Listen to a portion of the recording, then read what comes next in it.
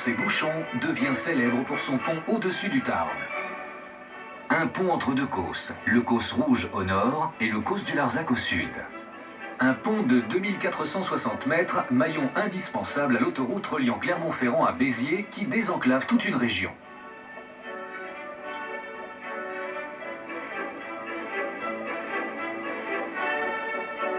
L'ouvrage, conçu par Sir Norman Foster et le groupement Europe Études Jecti, CERF, Saugelergue, est réalisé par le groupe Eiffage, spécialiste de génie civil et de construction métallique.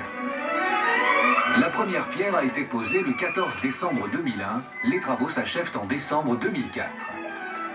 Le pont repose sur 7 piles, dont la plus haute atteint 245 mètres.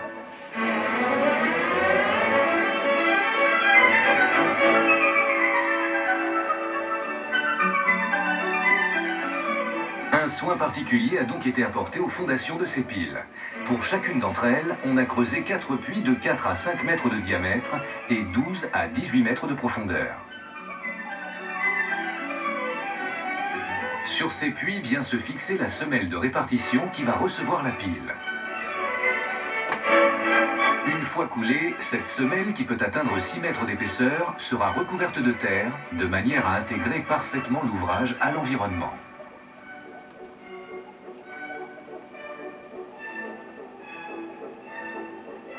La pile peut désormais être coulée. 2 coffrages sont installés. L'un extérieur qui s'élève au fur et à mesure de la construction de 4 mètres en 4 mètres à l'aide de rails et de vérins. L'autre intérieur qui est monté progressivement à l'aide d'une grue.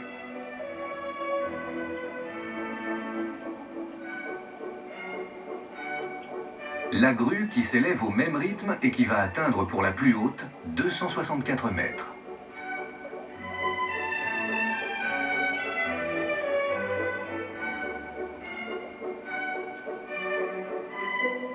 Dans le même temps, entre chaque pile, on installe des palets, sorte de béquilles métalliques provisoires destinées à supporter le tablier du pont lors de sa mise en place. L'étape suivante consiste à assembler le tablier de l'ouvrage. Les pièces, en acier, ont été préparées en Alsace dans l'usine Eiffel de Lauterbourg.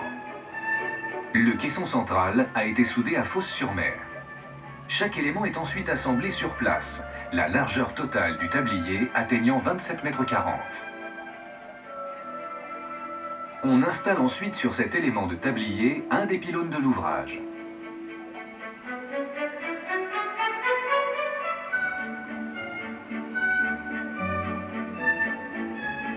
Muni des hauts-bannages provisoires, il facilitera l'accostage du premier élément de tablier sur les piles et palets.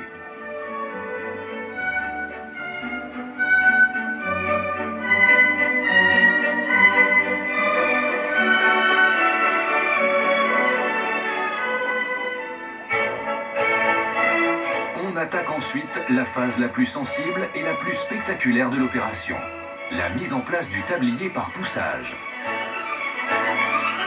À raison de 9 mètres par heure et toutes les 4 semaines, 171 mètres de tablier sont poussés.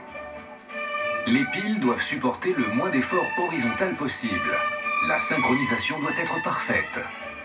Un ordinateur central coordonne le poussage.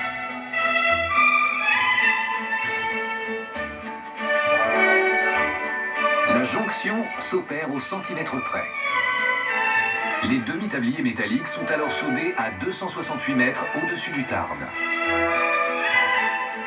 Restent alors à dresser les pylônes qui ont été assemblés sur la rive. Ils sont soudés au-dessus de chaque pile.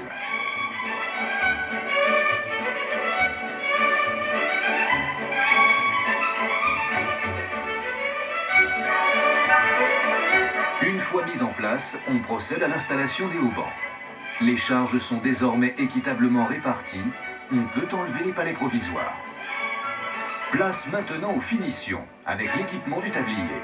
Appareillage électrique, mise en place des panneaux de signalisation, des systèmes d'exploitation et des revêtements de chaussée. Nous sommes le 17 décembre 2004. Le pont de Millau est ouvert au trafic. On relie désormais Clermont-Ferrand à Béziers sans encombre.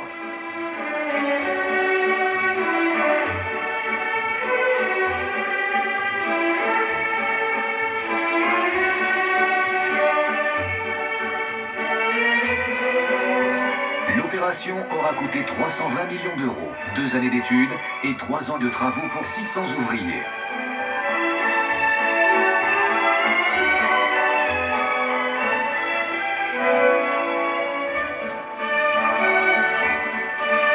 Un seul péage sur tout le trajet. Il s'effectue à 6 km au nord de Millau. Il en coûte 6,10 € pour les voitures en juillet-août, 4,60 € le reste de l'année pour les voitures.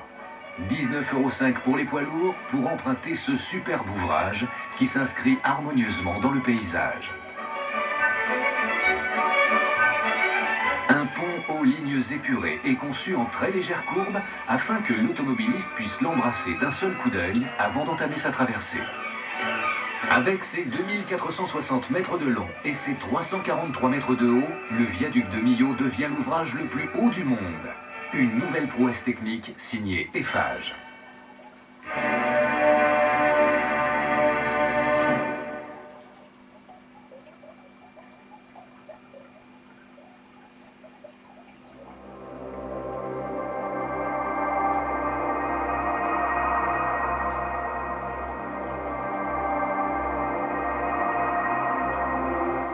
Longtemps, les hommes ont rêvé de s'élancer depuis l'Écosse pour, d'un bond d'un seul, franchir la vallée du Tarn.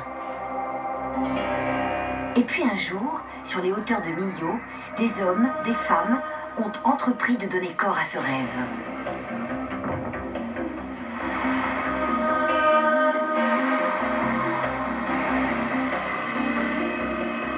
Qui veut aller haut doit commencer par creuser profond. Qui veut aller loin doit continuer par chausser de solides semelles.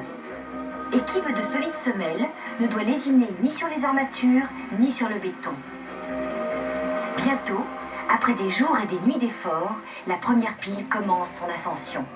Et déjà, avec un peu d'imagination, on peut voir le viaduc se profiler à l'horizon. En attendant, 7 piles colossales sont à construire. 7 chantiers sont à mener. Chacun son calendrier, mais tous le même cycle de fabrication hyper rapide. Il faut 3 jours, pas un de plus, pour mettre en place la cage d'armature, effectuer un télescopage de 4 mètres, installer le coffrage et bétonner. Le 4e jour, c'est reparti pour un tour. À ce rythme, les piles ne tardent pas à prendre de la hauteur. Les fûts des plus élevés atteignent l'altitude où ils se dédoublent.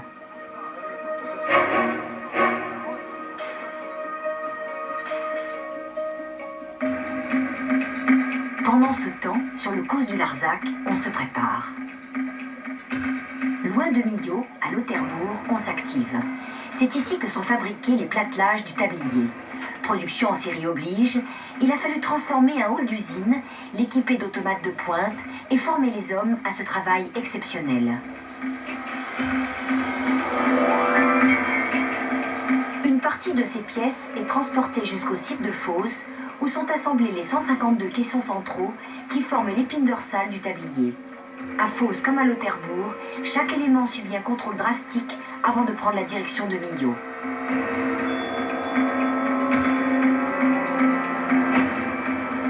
On a beau charrier des poutres de 17 mètres de long, 4,20 mètres de largeur et de hauteur, comme d'habitude avec les ponts, tout se joue au millimètre.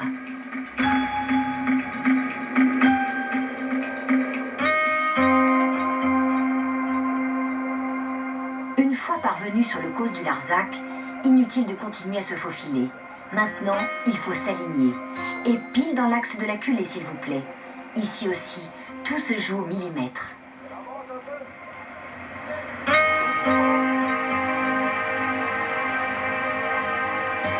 Assemblés, ajustés, soudés, panneaux latéraux et caissons centraux forment un immense convoi. Un long train prêt au départ. Le froid du début 2003 a amené les équipes de soudeurs à réchauffer les tôles pour assurer une qualité optimale aux soudures. Si le chantier lutte contre le froid, les haubans, eux, résistent à la fatigue. Soumis à 2 millions de cycles dans le laboratoire central des ponts et chaussées, ils ne rondent pas. Résultat positif également du côté du centre scientifique et technique du bâtiment, où sont menées des études de résistance au vent.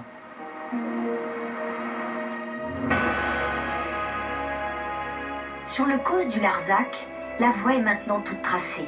Chacun, le tablier, les hommes, sait ce qu'il lui reste à faire. De la pointe de son bec, le tablier tâte le vide. Go! C'est parti! Millimètre après millimètre, à la vitesse de 9 mètres par heure, le tablier se lance dans la traversée. Nous sommes le 26 mars 2003. Le premier poussage se déroule comme prévu.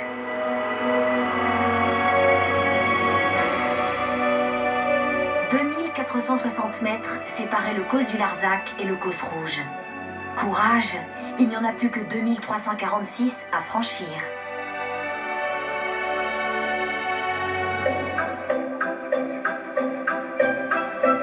Les curieux n'hésitent pas à parcourir des kilomètres et des kilomètres pour venir admirer le futur viaduc. Des touristes par milliers, des personnalités, des officiels, des huiles comme s'il en pleuvait. Tout bien pesé, le viaduc, le viaduc, c'est là-haut que ça se passe. Tout là-haut. Chacun peut bien interpréter les choses à sa manière. Plutôt comme ci, plutôt comme ça, voire exactement comme ça. Après, suivant sa sensibilité, chacun a le droit d'exprimer son opinion. Pencher d'un côté ou de l'autre. L'important est que, finalement, chacun puisse en un tour de main dire à quel point il trouve le viaduc génial. Passent les distractions, continue le travail. Il faut notamment construire les palais provisoires. Au passage, le record du monde de la palais la plus haute est accroché à 172 mètres. Plus haut, toujours plus haut, il faut aussi ériger des pylônes pesant près de 700 tonnes. Et puis, tout là-haut, il faut installer les haubans, déjà nécessaires pour soutenir l'avancée du tablier. En même temps, il ne faut pas oublier les piles.